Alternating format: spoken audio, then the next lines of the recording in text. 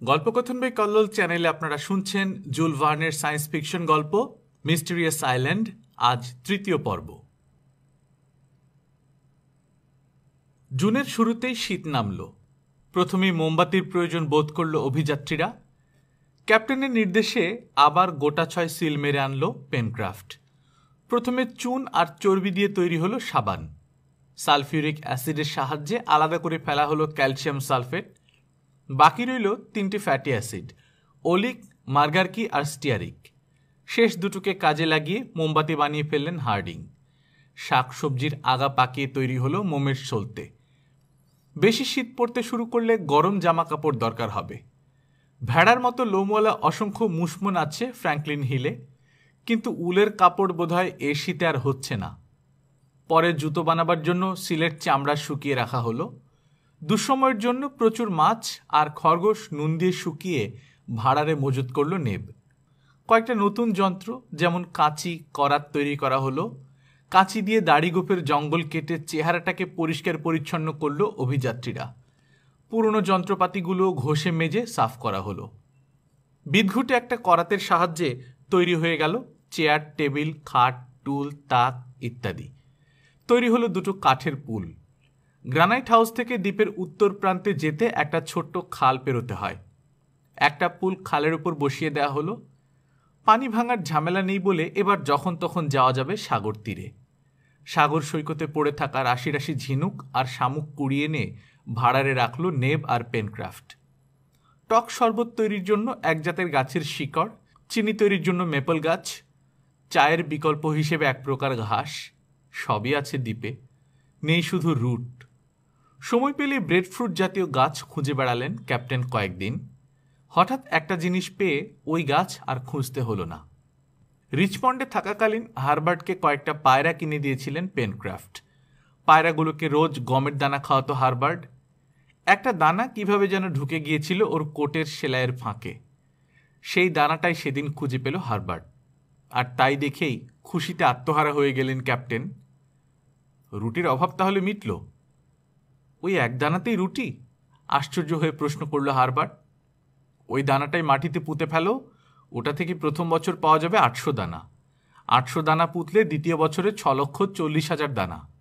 তার পরের বছরে পুরোপুরি গমের চাষই শুরু করে দেয়া যাবে। গ্রানাইট হাউসের ছাদের এক জায়গায় মাটি সাফ করা হলো। জায়গাটা কুপিয়ে নিয়ে তাতে চুন মিশিয়ে পানি ঢালা হলো। তারপর দানাটি রোপণ করে বেড়া দিয়ে ঘিরে দেয়া হলো। দানা রোপণকে কেন্দ্র করে এক উৎসবের আয়োজন করল অভিযাত্রীরা। জাঁকজমকের সাথে অতিবাহিত হলো উৎসব। সেদিন 20শে জুন। সবচেয়ে বেশি খুশি হলো পেটুক পেনক্রাফট। সেদিন থেকে নিয়মিত শস্যক্ষেত্রটি দেখাশোনা আর আশেপাশের কীটপতঙ্গ মেরে ফেলার ভার নিল সে। জুনের শেষ নাগাদ জেকে নামল শীত। এত ঠান্ডা পড়ল যে জমে গেল হ্রদের পানি। তবে গ্রানাইট হাউসের ভেতরে আরামেই রইল অভিযাত্রীরা। ঘরের ভেতরে ফায়ার প্লেসে জলে গনগনে আগুন, কাজেই চিন্তা কি। সরাসরি ভাড়ার ঘর পর্যন্ত হ্রদের পানি টেনে আনার বন্দোবস্ত করেছিলেন ক্যাপ্টেন। ঘর গরম থাকায় বরফের তলা দিয়ে আসা পানিও জমতে পারল না। মার্সি নদীর দক্ষিণ পাড় আর ক্লকেপের মধ্যবর্তী জলাভূমিটায় যায়নি এখনো ওরা। শীতের সময় জলাভূমির পানি কমে গেল। সেটাই একদিন দেখতে যাবার সিদ্ধান্ত নিল সবাই। সেদিন 5ই জুলাই ভোর 6টা। সঙ্গে খাবার আর শিকারের সাজ সরঞ্জাম নিয়ে বেরিয়ে পড়ল ওরা। আগে আগে চলল টপ। মার্সি নদীর ওই পাড়টাও ঝোপঝাড়ে ঠাসা। টপের তাড়া খেয়ে এই ঝোপ থেকে বেরিয়ে ওদিকের ঝোপে গিয়ে লুকালো কয়েকটা শেয়াল। পালাবার সময় চেঁচাতে চেঁচাতে গেল, ভড়কে গেল টপ। কুকুরের মতো ডাকছে কয়েকটা শিয়াল।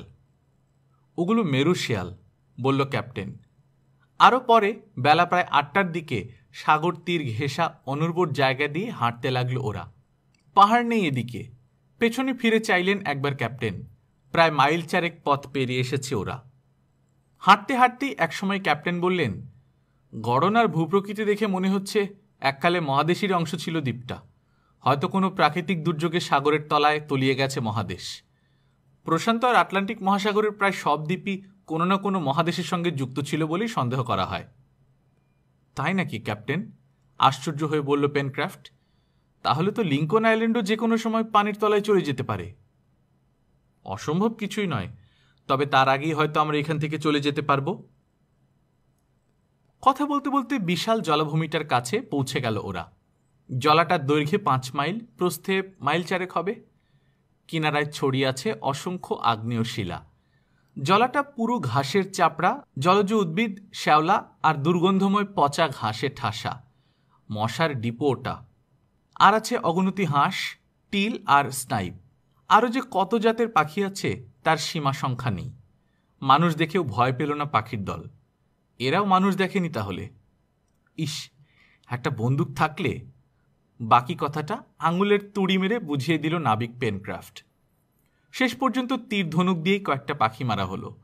এক নজর দেখেই মন্তব্য করল হারবার্ট, ট্যাড্রন পাখি ওগুলো। সেদিন থেকে জলাটার নাম হয়ে গেল ট্যাড্রন জোন। রাত 8টায় ফিরে এলো সবাই গ্রানাইট হাউসে। শীত কাকে বলে হাড়ে হাড়ে টের পেল ওরা আগস্টের মাঝামাঝি। আর যদি বাতাস বইতে শুরু করে তাহলে তো কথাই নেই।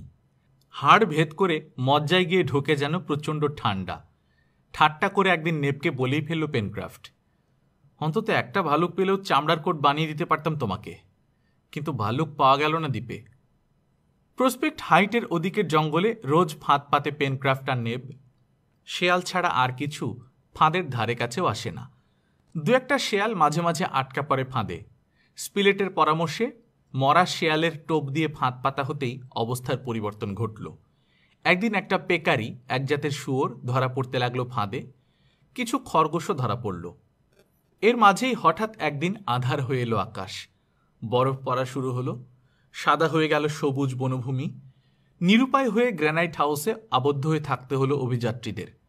অবশ্য বেকার বসে থাকলো না ওরা। তক্তা কেটে আরও চেয়ার টেবিল বানিয়ে নিল। বেত পাকিয়ে ঝুড়ি বানালো। মেপলের রস জাল দিয়ে তৈরি হলো প্রচুর মিছরি। বরফ পড়া থামল আগস্টের শেষ নাগাদ। লিঙ্কন দ্বীপকে আর চেনা যাচ্ছে না। যেদিকে চোখ যায় শুধু বরফ আর বরফ। গ্রানাইট হাউস থেকে বেরিয়ে এলো অভিযাত্রীরা।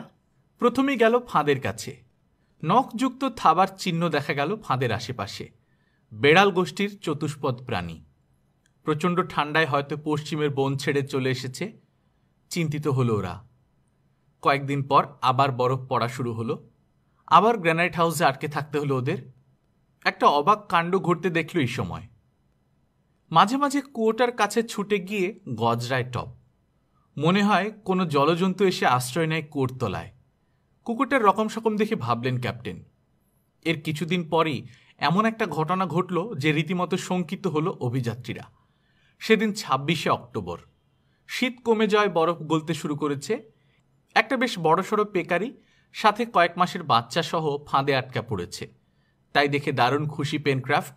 যত্ন করে রাঁধতে বসে গেল সে। সেদিন খাবার টেবিলে এলো বাচ্চা পেকারির রোস্ট, ক্যাঙ্গারুর ঝোল, শুয়োরের গোস্ত, সোনপাইন বাদাম আর ওসবেকো ঘাসের চা।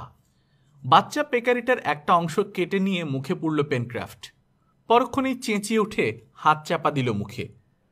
হলো কি? হ্যাঁ, কি হলো তোমার? উৎকণ্ঠিতভাবে প্রশ্ন করলেন ক্যাপ্টেন। একটা দাঁত শেষ হয়ে গেছে। দাঁত গেছে মানে ভেঙেছে? পেকারির গোস্তে পাথর ছিল নাকি? মুখ থেকে শক্ত জিনিসটা বের করে টেবিলে রাখল পেনক্রাফট। পাথর না জিনিসটা, সীসার টুকরো, চেপটে যাওয়া একটা বুলেটের অংশ। যেন ভূত দেখেছে এমনভাবে গুলিটার দিকে চেয়ে রইল সবাই। পেকারির বাচ্চাটার বয়স কত ছিল পেনক্রাফট? জিজ্ঞেস করলেন ক্যাপ্টেন। মাস 3 ফাঁদে আটকেও মায়ের দুধ খাচ্ছিল। 3 মাসের মধ্যেই কেউ গুলিটা ছুঁড়েছে। যেই ছুঁড়ে থাকুক সে হয়তো এখনো এই দ্বীপে আছে। কাজেই হুঁশিয়ার থাকতে হবে আমাদের। আচ্ছা ক্যাপ্টেন, একটা ছোট্ট নৌকা বানিয়ে নিলে কেমন হয়? তাহলে জলপথে ঘুরে দেখা যাবে দ্বীপটা। খুব ভালো হয়। কদিন লাগবে বানাতে? বড় জোর 5 দিন। ঠিক আছে, কাল থেকে নৌকা তৈরির কাজ শুরু করে দাও। এর ঠিক 2 দিন পর 28শে অক্টোবর ঘটল আরও একটি ঘটনা। গ্রানাইট হাউস থেকে মাইল 2 দূরে সাগরের ধার দিয়ে হাঁটছিল পেনক্রাফট আর নেব। হঠাৎ দেখল ওরা পাথরের আনাচে কানাচে পথ করে নিয়ে গুটি গুটি পায়ে হেঁটে যাচ্ছে একটা বিশাল কচ্ছপ। সাথে সাথেই ছুটে গিয়ে কচ্ছপটাকে উল্টে দিল পেনক্রাফট। উল্টে দিলে পালানো সম্ভব নয় কচ্ছপের পক্ষে। তবু ওটার চারপাশে পাথরের ঠেকা দিয়ে রাখলো আরও নিশ্চিত হওয়ার জন্য। এত বড় কচ্ছপটা দুজন বয়ে নিয়ে যেতে পারবে না। তাই গ্রানাইট হাউসে গিয়ে ঠেলাগাড়ি নিয়ে এলো। এসেই ঠেকা দেয়া পাথরগুলো তেমনি আছে, নেই শুধু কচ্ছপটা। সব শুনে ভাবনায় পড়লেন ক্যাপ্টেন। ঠিক 5 দিনের মাথায় তৈরি হয়ে গেল নৌকা। হালকা কাঠ আর গাছের ছাল দিয়ে তৈরি হলো ওটা। 12 ফুট লম্বা নৌকাটার ওজন হবে 2.5 মনের মতো। সেদিনই নৌকায় উঠে বসল সবাই। দেখো দেখো পেনক্রাফট, চুইয়ে চুইয়ে পানি উঠছে নৌকায়। একটু ভয় পেল যেন হারবার্ট। ও কিছু না, নতুন নৌকা তো, 2 দিনেই ঠিক হয়ে যাবে। তীর থেকে 1/2 মাইল টাক দূরে সরে গিয়ে নৌকা বাইতে লাগলো পেনক্রাফট। এখান থেকে ফ্র্যাঙ্কলিন হিলকে সুন্দর দেখাচ্ছে। নৌকায় চড়ে ঘুরতে ঘুরতে বুঝতে পারলেন স্পিলেট তটভূমির অনেক কিছুই অদেখা ছিল ওদের।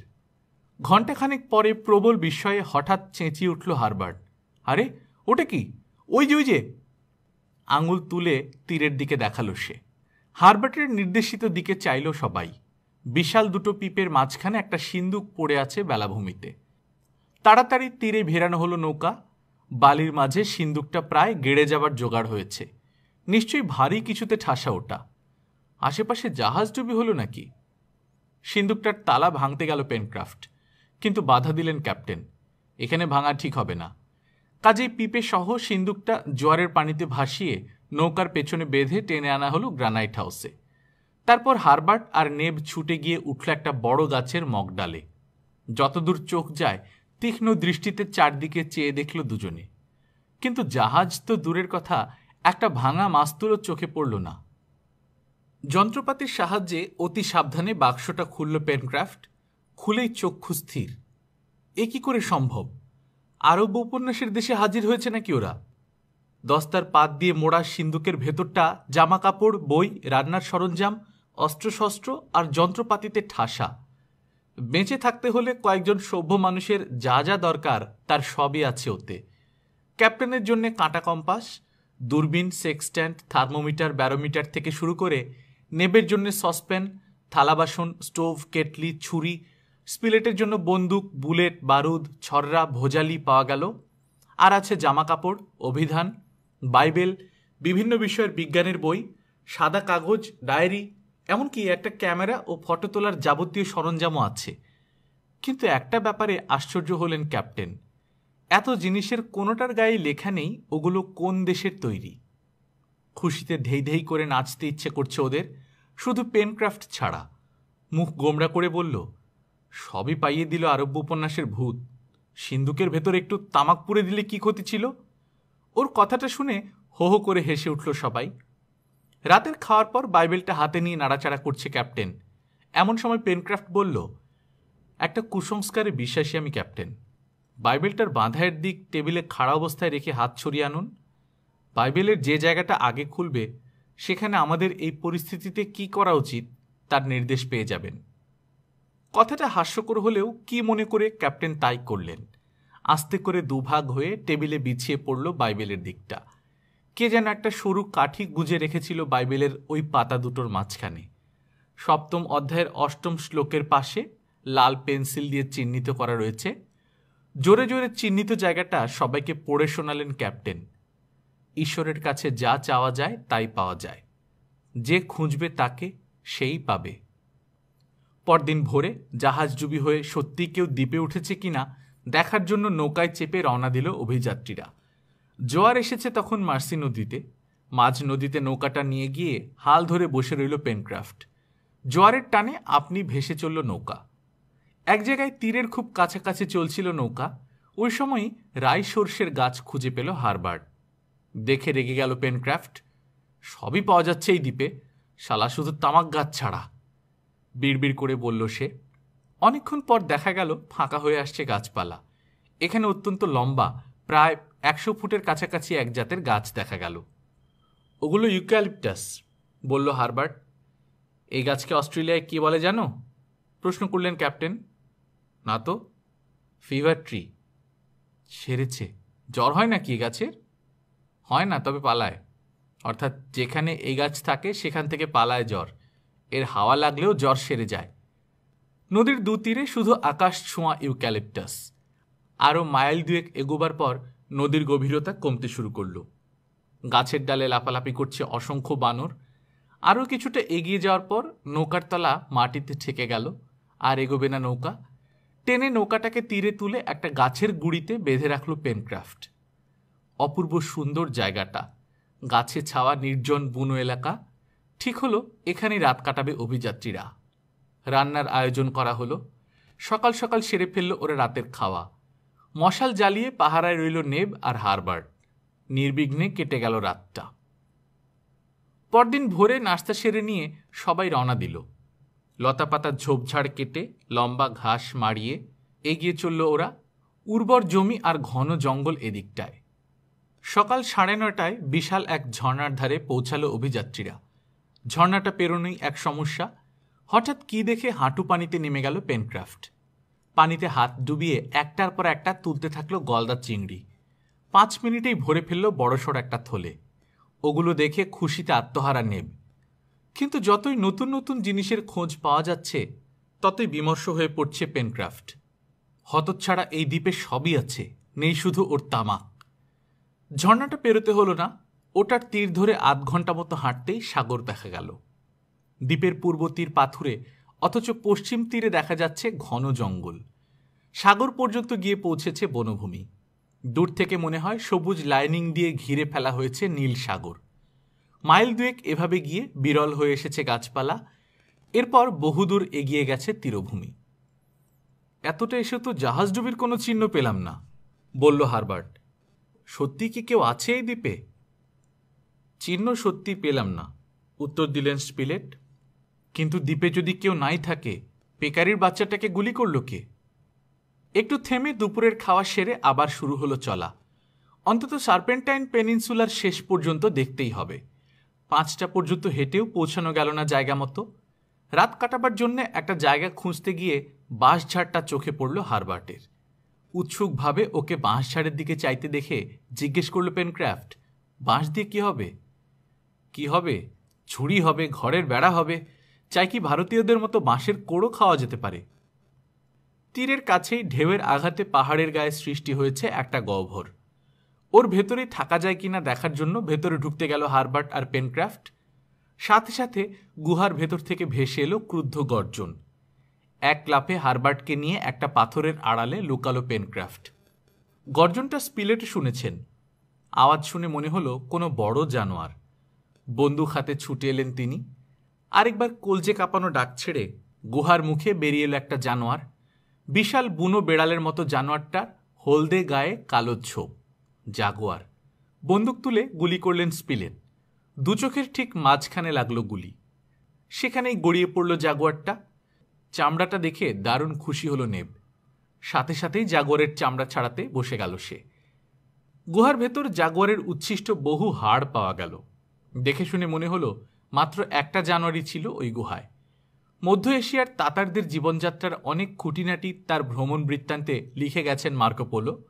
কথাটা সেখানেই পড়েছিলেন তিনি। গাঁট শুদ্ধ বাঁশের টুকরো আগুনে ফেলে দিলে নাকি প্রচণ্ড শব্দ করে ফাটে। বাঁশঝাড় থেকে বাঁশ কেটে এনে তাই করলেন ক্যাপ্টেন। সত্যি বন্দুকের আওয়াজের মতো শব্দ করে ফাটতে শুরু করলো বাঁশের গাঁট। সে আওয়াজে শুধু বুনো জন্তু কেন, ভূতপ্রেত বোধহয় ত্রিসীমানা থেকে পালাবে। এভাবে বেশ কিছু বাঁশের গাঁট ফাটিয়ে জন্তু জানোয়ারদের হুঁশিয়ার করে দিয়ে সে রাতটা গুহাতেই কাটালো সবাই।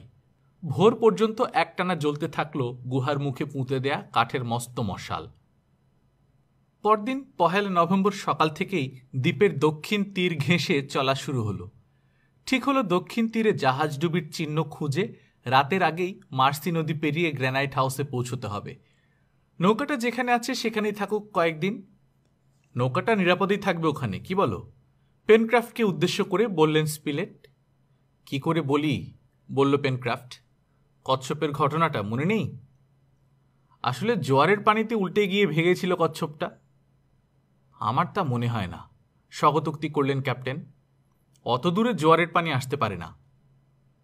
তা না হয় হলো, কিন্তু অত দূরে ঘুরে গ্র্যানাইট হাউসে পৌঁছতে হলে নদী পেরোবো কি করে? জিজ্ঞেস করল নেব। শুধু কয়েক টান তামাক খেয়ে নিতে পারলে নদীর সাঁতরেই পেরিয়ে যেতে পারতাম আমি, বলল পেনক্রাফট। প্রায় 20 মাইল পথ পেরিয়ে আসার পরও জাহাজডুবির কোনো চিহ্ন চোখে পড়ল না। দুপুর হয়ে গেছে তখন। খাওয়াটা সেরে নিয়ে আবার চলা শুরু হলো। 3টে নাগাদ একটা শান্ত হ্রদের কাছে পৌঁছল ওরা। প্রণালীর আকারে সরু হয়ে এসে হ্রদে পড়েছে সাগরের পানি। চারদিকে পাহাড় ঘেরা, ঠিক যেন একটা ছোট্ট নিরিবিলি বন্দর। টেলিস্কোপে চোখ লাগিয়ে হ্রদের বহুদূর পর্যন্ত দেখলেন ক্যাপ্টেন। দেখতে দেখতে ক্লান্ত হয়ে গেল চোখ, কিন্তু ভাঙা জাহাজ বা জীবন্ত মানুষের কোনো চিহ্নই চোখে পড়ল না। নিশ্চিন্ত হলেন সকলে। পেকারিটাকে যেই গুলি করুক না কেন, সে আর এখন এই দ্বীপে নেই, চলে গেছে দ্বীপ ছেড়ে। এমন সময় বনের ভেতর কুকুরের ঘেউ ঘেউ শোনা গেল।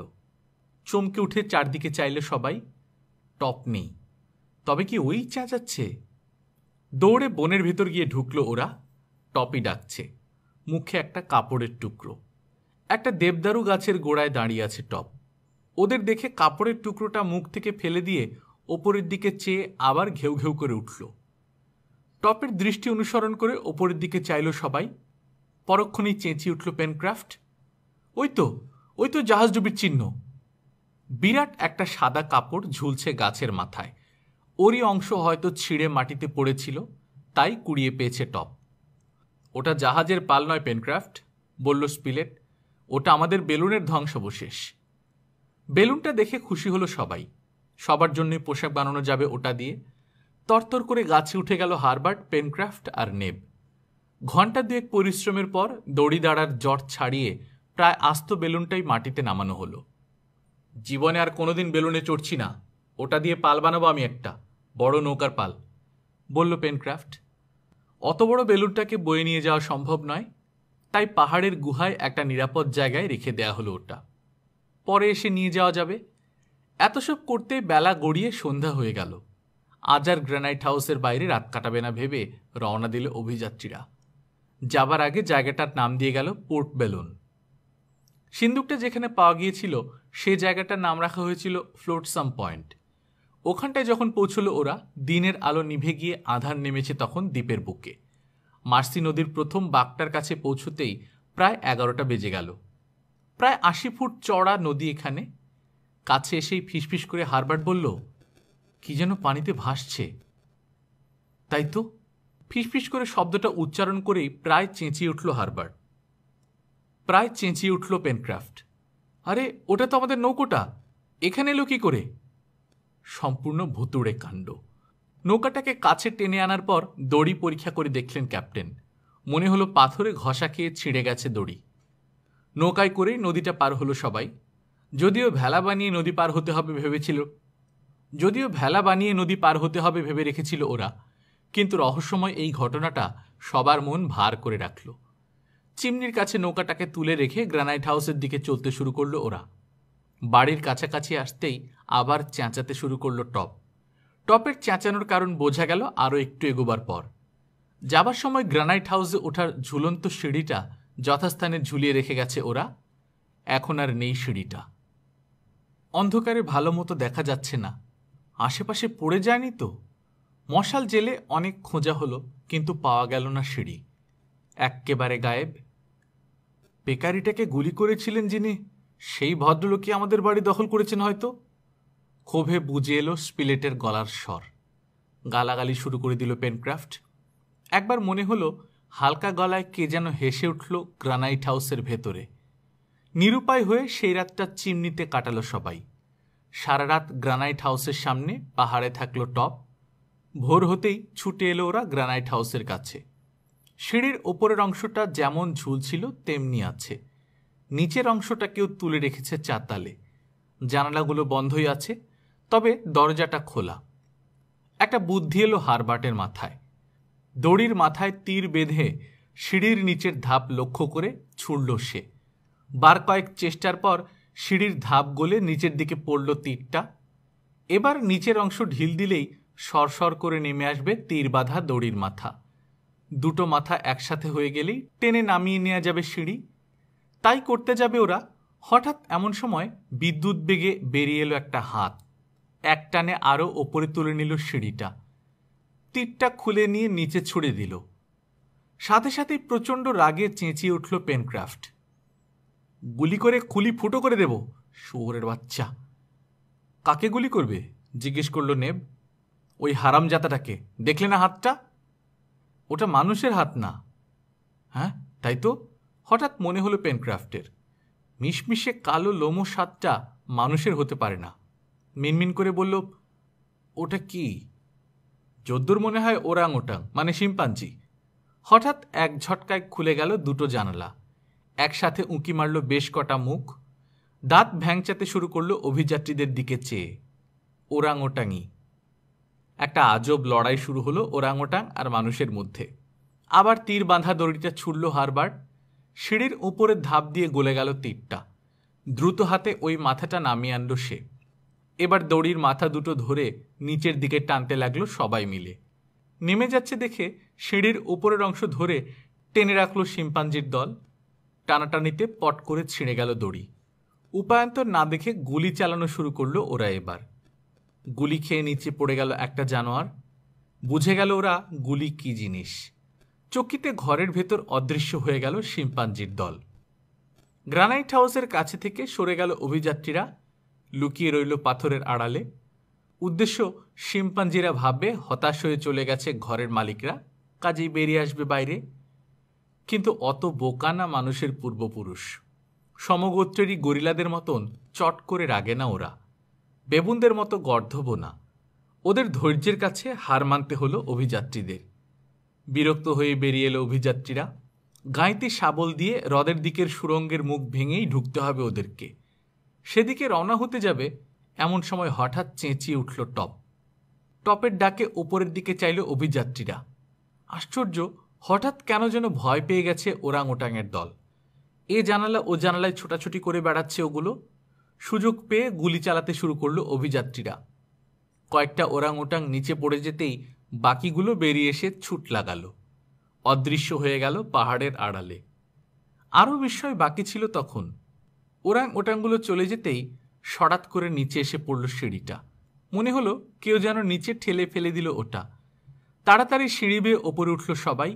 উঠেই থমকে দাঁড়ালো। ঘরের ভেতর দাঁড়িয়ে আছে বিশাল একটা ওরাং ওটাং। ভেতরের দিকে কোথাও হয়তো বসেছিল এতক্ষণ, যাবার সময় পায়নি। কুড়াল হাতে ছুটে গেল নেব। খুনি করে ফেলবে সে জানোয়ারটাকে। বাধা দিল ক্যাপ্টেন, মেরোনো ওটাকে নেব, পোষ মানিয়ে ট্রেনিং দিয়ে কাজে লাগাতে পারবো। কিন্তু ওটাকে কাবু করতে যথেষ্ট বেগ পেতে হলো। বহু চেষ্টায় শেষ পর্যন্ত 6 ফুট লম্বা সাংঘাতিক শক্তিশালী প্রাণীটাকে ধরে ফেলল অভিযাত্রীরা। ওরাং ওটাংটার হাত পা শক্ত করে বাঁধা হলো দড়ি দিয়ে। ওর একটা নাম রেখে দিলেই তো হয়, বলল পেনক্রাফট। কি নাম রাখা যায়? হ্যাঁ, জ্যাপ রাখা যাক। কি বলেন ক্যাপ্টেন? Master zap. সম্মতি জানালো সবাই। একটু দূরে জঙ্গলের ধারে ওরাং ওটাংয়ের লাশগুলো মাটিতে পুঁতে ফেলা হলো। সহজেই পোষ মানিয়ে ফেলা গেল জ্যাপকে। কখনো বেয়াড়াপনা না করে যা শেখানো হয় চুপচাপ শিখে নেবার চেষ্টা করে। এবার কয়েকটা কঠিন কাজে হাত দিল অভিযাত্রীরা। একটা ব্রিজ তৈরি করে ফেলল মার্সি নদীর ওপর। ব্রিজের মাঝখানটা ইচ্ছে করলে খুলে রাখা যায়। এতে দ্বীপের দক্ষিণ দিকে যাতায়াতের বেশ সুবিধা হয়ে গেল। মার্সি নদী আর লেক গ্র্যান্টের মাঝামাঝি একটা পরিখাও খুঁড়ে ফেলল ওরা। নাইট্রোগ্লিসারিন দিয়ে গ্রানাইট পাথর উড়িয়ে দেবার পর সহজেই খোঁড়া গেল পরিখা। পরিখার নাম রাখা হলো ক্রিক গ্লিসারিন। এবার চারদিক থেকেই সুরক্ষিত হয়ে গেল গ্রানাইট হাউস। রেড ক্রিকের কাছাকাছি একটা খোঁয়াড়ও তৈরি করে ফেলল ওরা। মার্সি নদীর ওপারের পাহাড় থেকে মুসমন ও অন্যান্য লোমশ জন্তু ধরে এনে আটকে রাখতে হবে খোঁয়াড়ে। এদের লোম দিয়ে তৈরি হবে শীতকালের জন্য গরম সোয়েটার। গ্রানাইট হাউসের কাছেই তৈরি হলো পোল্ট্রি ফার্ম। কাঠ দিয়ে ছোট ছোট খোপ তৈরি করা হলো পাখি পোষার জন্য। পোল্ট্রির প্রথম বাসিন্দা হলো দুটো টিনামু পাখি। এরপর এলো 6টা হাঁস। পেলিক্যান, মাছরাঙা, জলমোরগ আর বুনো পায়রাদেরকে ধরে আনতে হলো না, আপনা আপনি এসে বাসা বাঁধল কাঠের খোপে। শাকসবজি আর ফসলের চাষ হবে প্রসপেক্ট হাইটে। শক্ত কাঠের বেড়া দিয়ে দেয়া হলো ক্ষেতের চারদিকে। হাস্যকর চেহারার একটা কাকতাড়ুয়া পুতুল বানিয়ে ক্ষেতের মাঝখানে পুঁতে দিল পেনক্রাফট। এসব কাজে প্রচুর সাহায্য করেছে জ্যাপ। ট্রেনিং শেষে ছেড়ে দেওয়ার পর পালাবার চেষ্টা করেনি সে। ভারী ভারী জিনিস বয়ে আনা থেকে শুরু করে ওর পক্ষে যা যা সম্ভব সবই করেছে ও। পোর্ট বেলুন থেকে বিশাল বেলুনটাকে নিয়ে আসা নিয়ে সমস্যা দেখা দিল। একটা ঠেলা গাড়ি না হয় বানিয়ে নেওয়া যায়, কিন্তু ওটা টানবে কিসে? গরু ঘোড়া তো কিছুই নেই। হঠাৎ অলৌকিকভাবেই যেন সমাধান হয়ে গেল সমস্যাটার। সেদিন 23শে ডিসেম্বর। হঠাৎ ভীষণ চেঁচামেচি শুরু করে দিল টপ। কারণ অনুসন্ধান করতে গিয়ে অভিযাত্রীরা হতবাক। মার্সি নদীর পুল পার হয়ে ওপারে জঙ্গল থেকে এসে ওদের এলাকায় ঢুকে পড়েছে দুটো চতুষ্পদ জানোয়ার। ওনাগা, এক জাতের ঘোড়া আর জেব্রার সংমিশ্রণ। ধোঁয়াটে শরীর, মাথায় কালো ডোরা, সাদা লেজ আর পানিয়ে অপূর্ব সুন্দর প্রাণী দুটো। ওগুলোকে দেখেই চিনল হারবার্ট। ওনাগা। ওনাগা, গাধা বললেই হয়, বলল নেব। গাধা বলবে কি করে? কান দুটো দেখছো না? গাধার মতো লম্বা না ওগুলো, আর চেহারাটাও বিশ্রী না। প্রাণী গবেষণার ধার দিয়েও গেল না পেনক্রাফট। বলল, ওনাগা হোক আর গাধা গা হোক, কিছুই এসে যায় না, ওদেরকে দিয়েই গাড়ি টানাবো। বলে আর দাঁড়ালো না সে। লম্বা ঘাসের ভেতর দিয়ে হামাগুড়ি দিয়ে এগিয়ে গেল ব্রিজের দিকে। কাছাকাছি পৌঁছেই এক লাফে উঠে দাঁড়ালো। দৌড়ে গিয়ে মাঝের অংশটা খুলে ফেলল। চতুর্দিক পানি বেষ্টিত অঞ্চলে বন্দি হলো ওনাগা দুটো। ঘাসের অভাব নেই ওখানে, এখন ওদেরকে বিরক্ত না করে আস্তে আস্তে পোষ মানিয়ে নেওয়া যাবে। পোল্ট্রির কাছেই তৈরি হলো আস্তাবল। গাড়িতে জোড়ার জন্য লাগাম পর্যন্ত বানিয়ে ফেলল পেনক্রাফট। আস্তাবল থেকে পোর্ট বেলুন পর্যন্ত একটা রাস্তা তৈরির কাজ শেষ হবার পর ওনাগা দুটোর পেছনে লাগলো ওরা। কিন্তু লাগাম পড়তে চাইল না ওনাগারা। বহু কষ্টে শেষ পর্যন্ত পরানো হলো লাগাম। নতুন রাস্তায় এবার গাড়ি চালানোর পালা। গাড়োয়ান হলো নাবিক পেনক্রাফট। গাড়িতে উঠে বসে হেসে গড়াগড়ি খেতে লাগলো অভিযাত্রীরা। এই রহস্যময় নির্জন দ্বীপে গাড়ি হাঁকাবে এ কি ভাবতেও পেরেছিল ওরা? লাগাম ধরে ওনাগার পিঠে চাবুক মারল পেনক্রাফট। ছুটে চলল গাড়ি। ঝোপঝাড় কেটে কোনো মতে তৈরি করা এবড়ো খেবড়ো পাথুরে পথ। ঝাঁকুনির চোটে স্থির হয়ে বসতে পারছে না কেউ। শেষ পর্যন্ত বেলুন নিয়ে ওই গাড়িতে করেই নিরাপদে গ্রানাইট হাউসে ফিরে এলো সবাই। দেখতে দেখতে কেটে গেল নতুন বছরের জানুয়ারি। ফেব্রুয়ারিও প্রায় শেষ। ইতিমধ্যেই বেলুনের কাপড় কেটে প্রত্যেকের জামা কাপড় তৈরি হয়ে গেল। পিপে বাঁধা সিন্ধুকেই পাওয়া গিয়েছিল সূচ আর সুতা। কাজেই শার্ট প্যান্ট বানিয়ে নিতে কোনো অসুবিধে হলো না। আগেই শুকিয়ে রাখা সিলের চামড়া দিয়ে তৈরি হলো জুতা। বন জঙ্গল থেকে শাকসবজি এনে ক্ষেতের উর্বর মাটিতে লাগানো হলো। খরগোশের মাংস তো আছেই, এছাড়াও বড়শি দিয়ে নদী থেকে প্রচুর মাছ ধরছে পেনক্রাফট। ম্যান্ডিবল অন্তরীপ থেকে আসে কচ্ছপ, পেটে করে নিয়ে আসে ডিম। কাঠ আর কয়লার কোনো অভাবই নেই। কাজেই শাকসবজি, মাছ, মাংস, ডিম দিয়ে রান্না করা খাবার খেয়ে আর দ্বীপের খোলা হাওয়ায় চেহারা খুলে গেল সবার। কিন্তু এত সব খাবার থাকা সত্ত্বেও একটা জিনিসের অভাব কিছুতেই ভুলতে পারছিল না ওরা, রুটি। এটা ওটা বিভিন্ন কাজ করার পর রান্নাঘরেই স্থায়ী চাকরি পেল মাস্টার জাব, নেবের অ্যাসিস্ট্যান্ট সে। রান্নাঘরে নেবকে সাহায্য করা থেকে শুরু করে খাবার টেবিলে খাবার পরিবেশন করা, হাতের কাছে পানির গ্লাসটা জগটা এগিয়ে দেয়া, সবই নিপুণভাবে করে সে। পথে বেরিয়েও সবাইকে সাহায্য করে। গাড়ির চাকা মাটিতে বসে গেলে কাঁধ দিয়ে ঠেলে তুলে দেয়। গাছে উঠে ফল পেড়ে আনে। আর অভিযানে বেরোলে হাতে একটা লাঠি নিয়ে দারোয়ানের মতো সবার আগে আগে পথ চলে। মনে হচ্ছে এই জীবনটা তার পছন্দ হয়েছে বেশ। অন্য সব কাজের ফাঁকে ফাঁকে খোয়ারটাকে মজবুত করে ফেলল পেনক্রাফট। উঁচু কাঠের খুঁটি দিয়ে তৈরি হলো খোয়ারের মজবুত বেড়া। খুঁটির আগাগুলো চেঁচে বর্ষার মতো চোখা করে ফেলল সে। মোটা মোটা ডাল কেটে এনে ঠেকা দিয়ে দিল বেড়ার গায়ে। বড়সড় কোনো জানোয়ারও এই বেড়া ভাঙতে পারবে না এবার।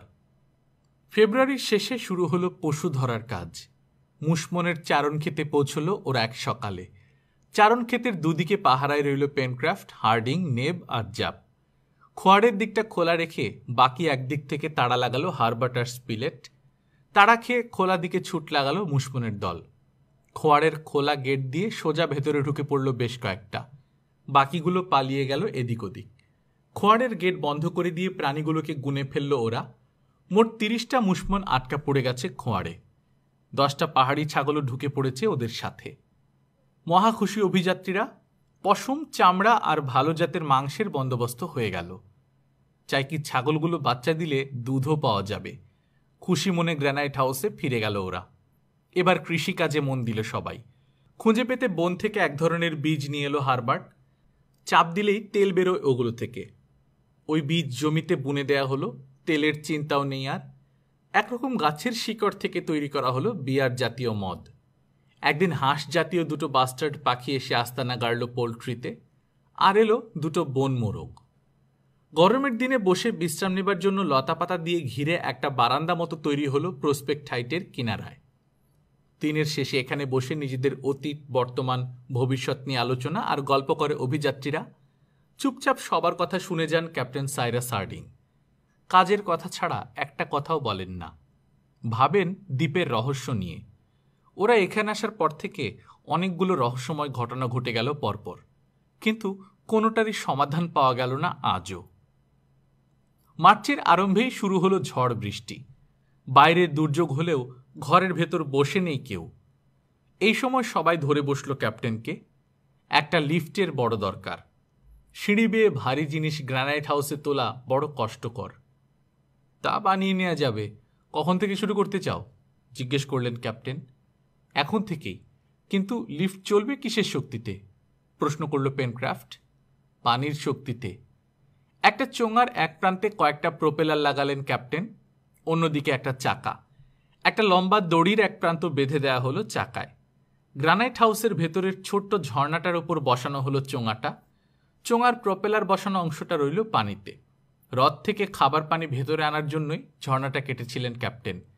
এখন সেটাকে আরেকটু বাড়িয়ে নিতেই চোঙার প্রোপেলারের উপর জলপ্রপাতের মতো প্রচণ্ড বেগে ঝাঁপিয়ে পড়ল পানি। সুন্দর অথচ সহজ পদ্ধতি। হ্রদ থেকে ছুটে আসছে পানি, সাগরে বেরিয়ে যাচ্ছে কুয়োটা দিয়ে, আর ওই পানির ঝাপটায় বনবন করে ঘুরতে শুরু করছে প্রোপেলার লাগানো চোঙা, সেই সাথে চোঙার অন্য মাথার চাকা। ঘূর্ণায়মান চাকার গায়ে জড়াতে শুরু করলো দড়ি। চোঙাটা উঠানো নামানোর ব্যবস্থা করলেন ক্যাপ্টেন। ওপরের দিকে উঠালেই পানির স্রোত থেকে বেরিয়ে আসে প্রোপেলার, কাজেই থেমে যায় ঘূর্ণন। তখন চাকায় আটকানো দড়ির অন্য মাথায় একটা কাঠের বাক্সকে লটকে দিতেই তৈরি হয়ে গেল লিফট। গ্রানাইট হাউসের দরজার পাশে কপিকল লাগিয়ে তাতে বসিয়ে দেওয়া হলো লিফটের দড়ি। 17ই মার্চ চালু হলো ওয়াটার লিফট। ভারী বোঝা তো ওপরে তুলছেই, নিজেরাও এরপর থেকে লিফটে করে ওঠানামা শুরু করে দিল ওরা। সবচেয়ে মজা পেল টপ। দিনের মধ্যে অন্ততবার 100 বার ওঠে আর নামে। এরপর কাঁচের জিনিস তৈরিতে হাত দেন ক্যাপ্টেন। কাঁচ তৈরির সমস্ত উপকরণই পাওয়া গেল দ্বীপে। বালি, খড়িমাটি, সোডা আর অন্যান্য মাল মশলা একসাথে মিশিয়ে তন্দুরের জাল দিয়ে তরল করা হলো। লোহার একটা নল বানিয়ে নিয়ে সেই নলের ভেতর ফুঁ দিয়ে তৈরি হয়ে গেল গ্লাস, প্লেট, কাপ। আরও তৈরি হলো জানালার সার্সি। যদিও খুব একটা মসৃণ হলো না জিনিসগুলো, কাজ চলে যাওয়ার মতো হলো। জঙ্গলের মধ্যে সাইকাস গাছ খুঁজে পেল হারবার্ট। ওর বোটায় ময়দার মতো দেখতে একরকম গুঁড়ো পাওয়া যায়। ওগুলো দিয়ে চমৎকার কেক আর পুডিং তৈরি করে ফেলল নেব। সেদিন 1 এপ্রিল। বারান্দায় বসে গল্প করছে সবাই। হঠাৎ ক্যাপ্টেনকে জিজ্ঞেস করল স্পিলেট, আচ্ছা ক্যাপ্টেন, আমাদের দ্বীপটা প্রশান্ত মহাসাগরের ঠিক কোন জায়গায় আছে? সেক্সট্যান্ড দিয়ে বের করা যায় না? কি দরকার তা জেনে? ক্যাপ্টেনের আগে প্রশ্ন করল পেনক্রাফট। বেশ আরামেই তো আছি আমরা এখানে। তবুও লিঙ্কন দ্বীপের কাছে পিঠে অন্য কোনো দ্বীপ আছে কিনা জানা উচিত না? হ্যাঁ, ঠিকই বলেছেন, জেনে নিচ্ছে এক্ষুনি, বললেন ক্যাপ্টেন। সিন্দুক থেকে ম্যাপ বের করে আনলো হারবার্ট। অন্যান্য জিনিসের সাথে ওটাও ছিল সিন্দুকের ভেতর। ম্যাপের প্রশান্ত মহাসাগরের উপর মন দিলেন ক্যাপ্টেন। সেক্সট্যান্টের সাহায্যে অঙ্ক করে বের করে ফেললেন মহাসাগরের ঠিক কোন বিন্দুতে আছে লিঙ্কন দ্বীপ।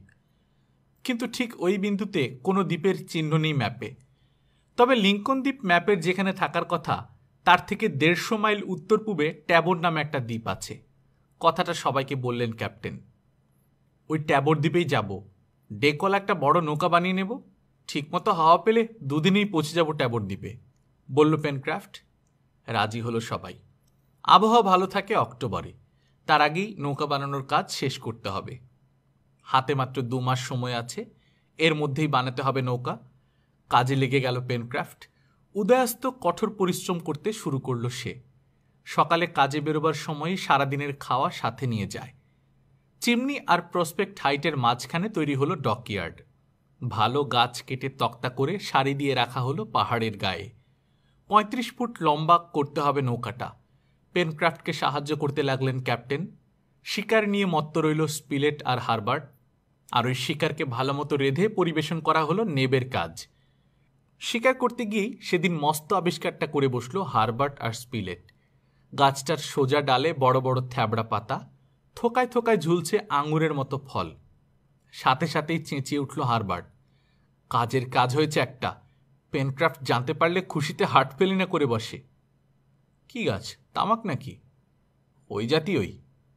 তাহলে কপাল খুলল পেনক্রাফটের। পেনক্রাফটকে কথাটা আমরা এখন জানাবো না, কি বলেন? একেবারে তামাক বানিয়ে পাইপে পুরে তুলে দেব ওর হাতে। ঠিক তাই করবো আমরা। প্রচুর তামাক পাতা নিয়ে গ্রানাইট হাউসে ফিরল দুজনে। ক্যাপ্টেন আর নেবকে জানানো হলো খবরটা। পেনক্রাফটকে লুকিয়ে তামাক পাতা শুকিয়ে কেটে তামাক বানাতে প্রায় 2 মাস লেগে গেল। এরই মাঝে একদিন লিঙ্কন দ্বীপের চারপাশের সাগরের পানিতে একটা তিমিকে ঘুরে বেড়াতে দেখা গেল। তিমিটাকে দেখে হাত নিষ্পিস করতে লাগলো পেনক্রাফটের। পারলে হারপুন ছুঁড়ে তখনই মেরে ফেলে সে তিমিটাকে। কিন্তু তিমি শিকারের উপযুক্ত হারপুন আর নৌকা না থাকায় সে কাজটা করতে পারছে না। হঠাৎ একদিন ফ্লোটসাম পয়েন্টের কাছে কেন যেন আটকে গেল তিমিটা।